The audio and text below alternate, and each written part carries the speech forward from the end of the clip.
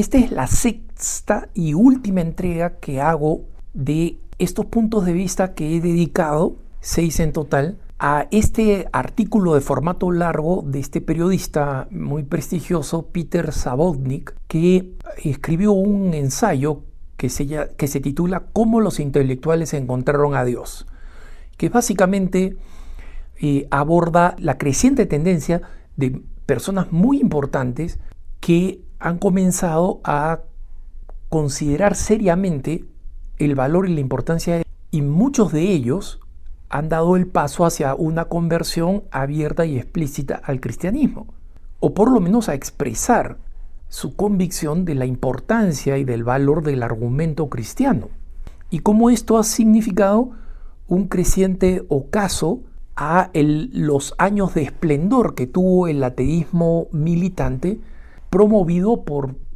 famosos ateos que fueron muy exitosos con programas de televisión, entrevistas y libros en la primera parte del siglo XXI. Esta última entrega la titularía ¿Dónde ha quedado el debate entre el resurgir del cristianismo y el ateísmo imperante? Savodnik ya entra a la recta final de su artículo para confirmar que las conversiones de las que él es testigo, y que además no solamente adivina, sino que ha entrevistado a los principales actores, como ven ustedes, recuerdan, si es que han seguido las anteriores entregas de este comentario, el valor de Savodnik no solamente es que ha hecho una colección de conversiones y de argumentos y contraargumentos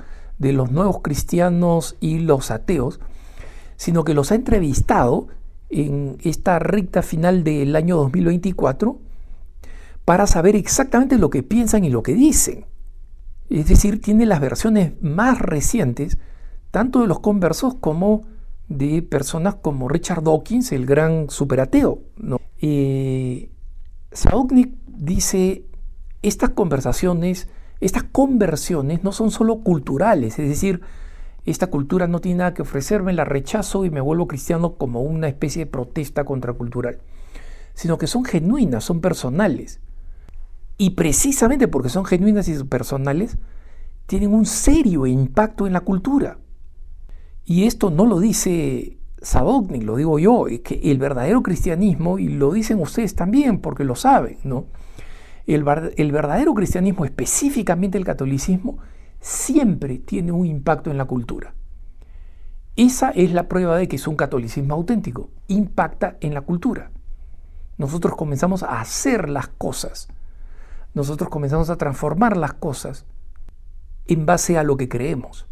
Y nuestra interacción con los demás, nuestra interacción con la cultura, nuestra interacción con la creación, se ve toda influida por ese catolicismo, en la medida en que el catolicismo no sea simplemente por tradición o cultural.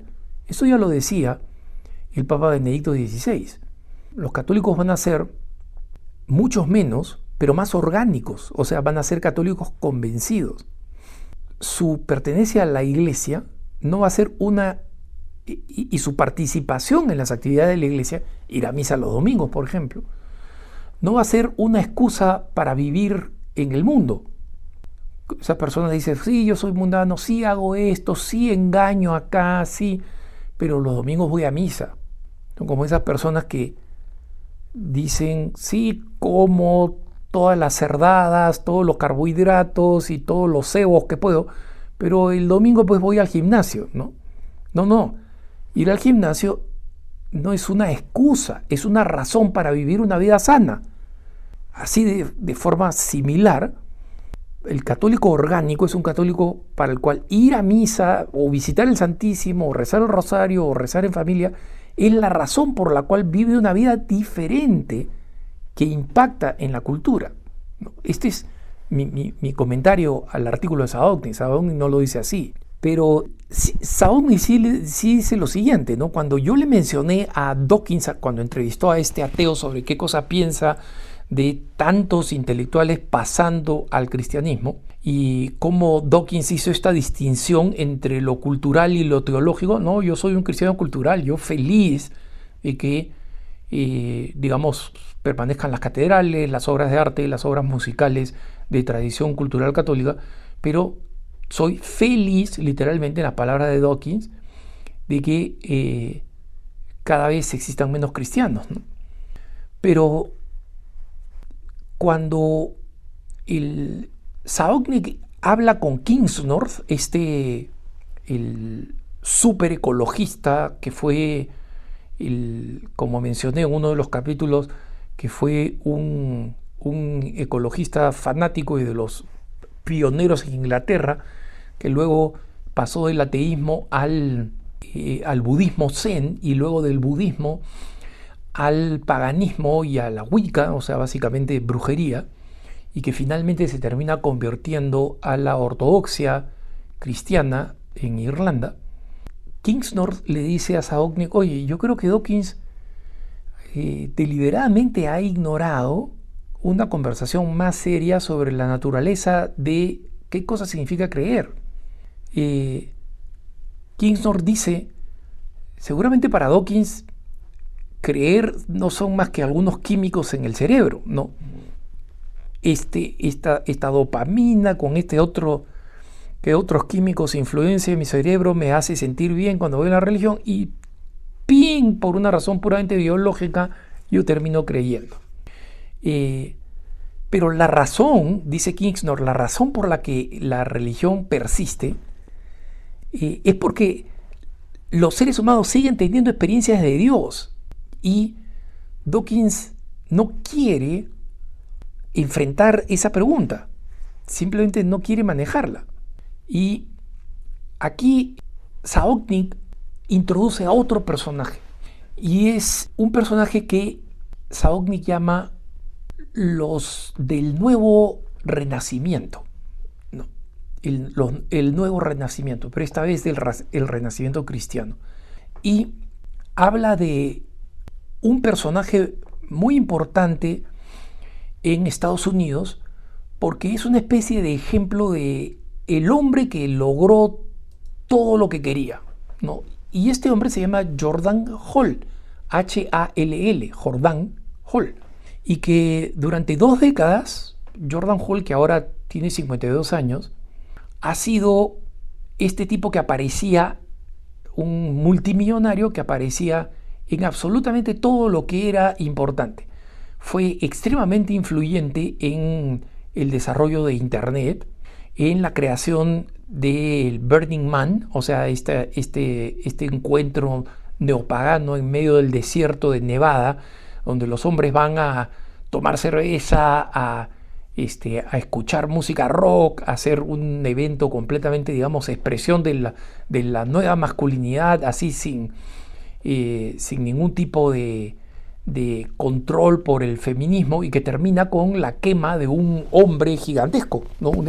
Digamos, como si fuera una piñata, pero es un hombre gigantesco que es quemado en una ceremonia así, pues, súper pagana, ¿no? Hombre que tiene una casa y que corre olas en Big Sur, en esta zona hermosísima al sur de San Francisco, en California, que tiene una casa en Aspen, en la ciudad en Colorado de más lujo, donde se hace el mejor esquí. Tiene su isla privada, ha hecho viajes de cross country, ha pasado un tiempo en las junglas de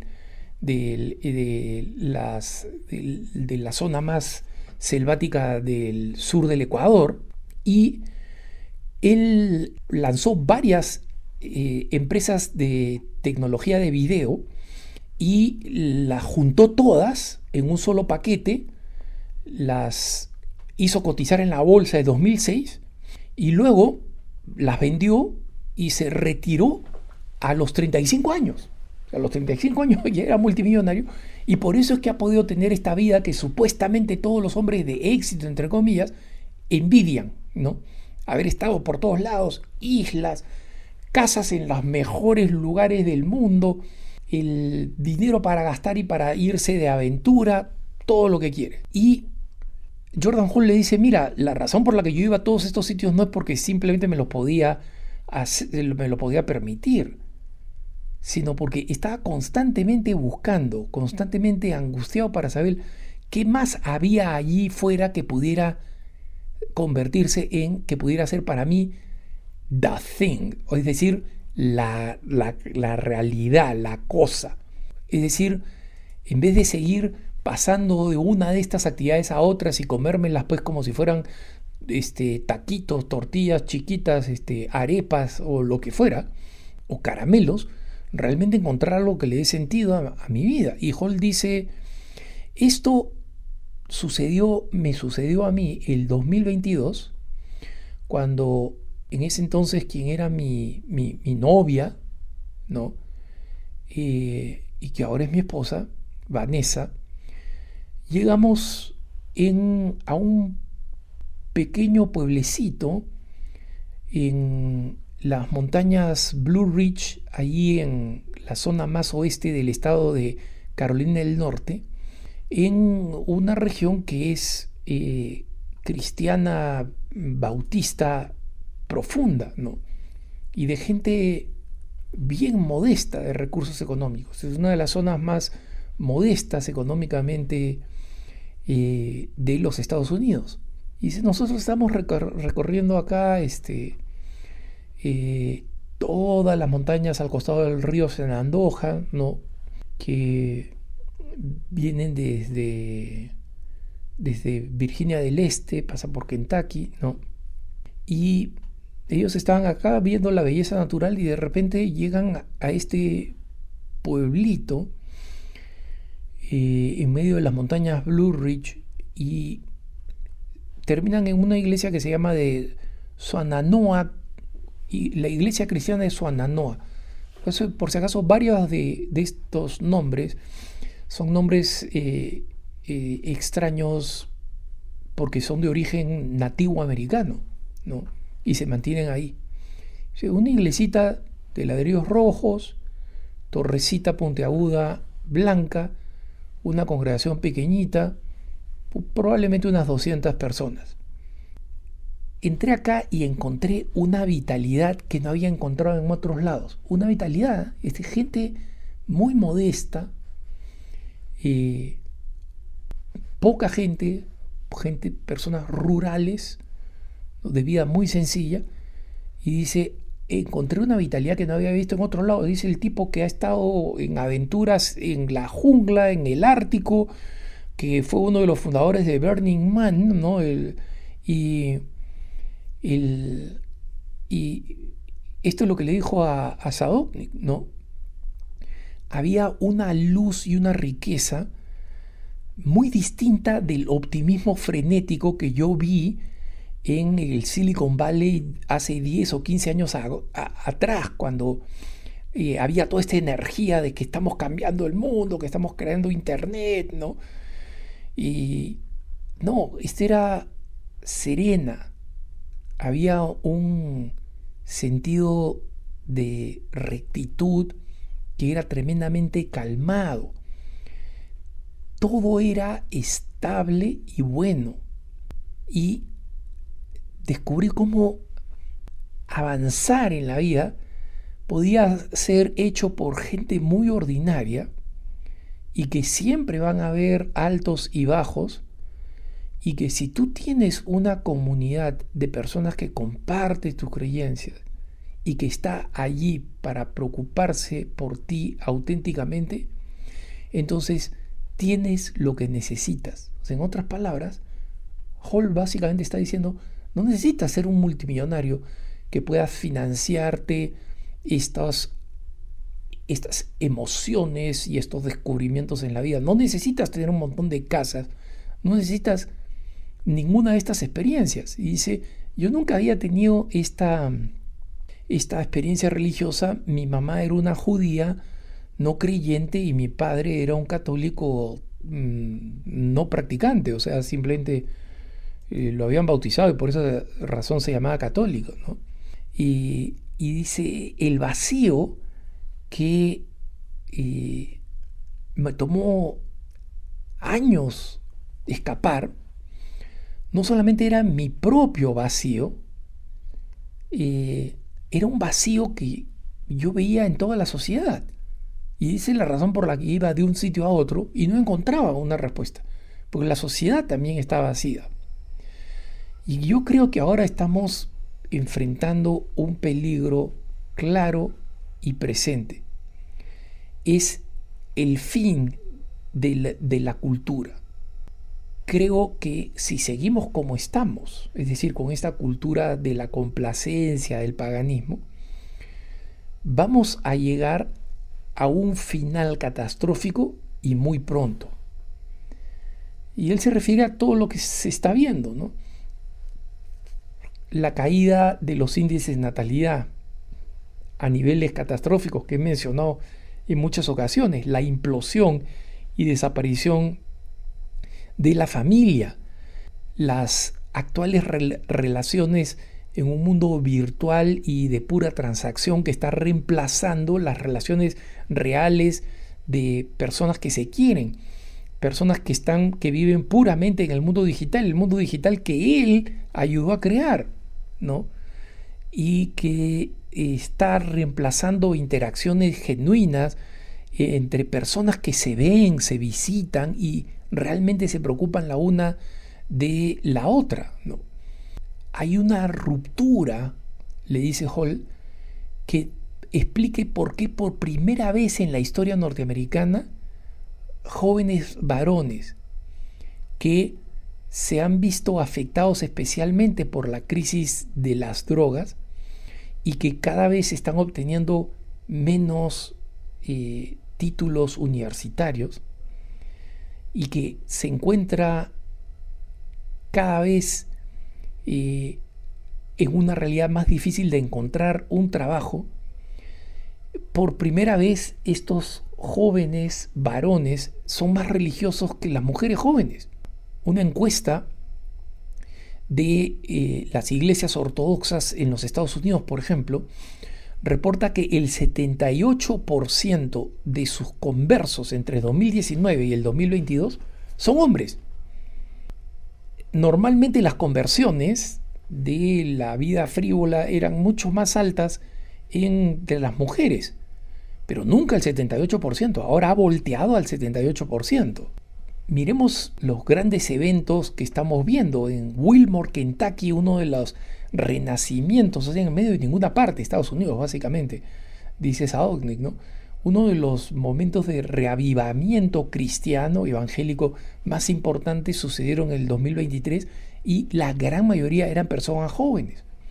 Y luego Saognik dice, la misa católica en latín está regresando fuertemente y guiada no por personas ancianas que la estaban anhelando nostálgicamente, sino por parroquianos jóvenes. Y él entrevista a un sacerdote de 36 años, el padre Jonah Teller, un sacerdote católico, que es sacerdote de la parroquia de San José en Nueva York, en Manhattan, ¿no? Y dice, cuando yo comencé en esta iglesia en el verano de 2023, o sea, estamos hablando de agosto, ¿no?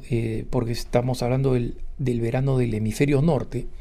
Él dice, yo comencé unas discusiones en los domingos que atraía más o menos unas 20 personas, unas discusiones sobre la fe, ¿no? Y nos sentábamos en un circulito, éramos 20. Ahora somos más de 100. La mayoría son personas entre los 20 y los 30 años, jóvenes, varones y mujeres, muchos de ellos graduados de las mejores universidades de Estados Unidos, muchos de ellos que trabajan y ganan sumas muy importantes en Wall Street. Ahora es un grupo que ya no se puede sentar en el círculo porque somos muchos y que simplemente con un poco de queso y vino conversamos de las cuestiones más importantes de la existencia humana. ¿Qué hacemos acá en el mundo? ¿Qué significa ser bueno? ¿Qué significa amar? ¿Qué significa conocer la verdad? Y él dice, no sé por qué estos nuevos parroquianos han comenzado a venir, ¿no? Acá a San José, porque no hacemos ninguna propaganda. Solo sé que es por transmisión oral, amigos que llaman a los amigos, que llaman a los amigos de los amigos. Y dice, yo lo único que quería era generar un fervor nuevo, una auténtica conexión con la fe, que no fuera simplemente una práctica. Pero eso es lo que está pasando como consecuencia de tanta soledad en los últimos años. Ahora comienza a haber una auténtica felicidad que yo puedo sentir acá en las misas celebradas en la forma tradicional. Hay entusiasmo, hay amor. Y esto viene de descubrir, dice el padre Jonah, que es entrevistado por Zadokny, es siempre somos amados, siempre somos queridos. Esto es lo más importante. Dios no es una técnica de autoconciencia, ni tampoco un ejercicio de bienestar, no es un yoga, no es un sistema ético que tiene resultados, es un encuentro, es un amor personal. Y así es como Zadokny, con esta entrevista, concluye este artículo. Que tengas un buen día.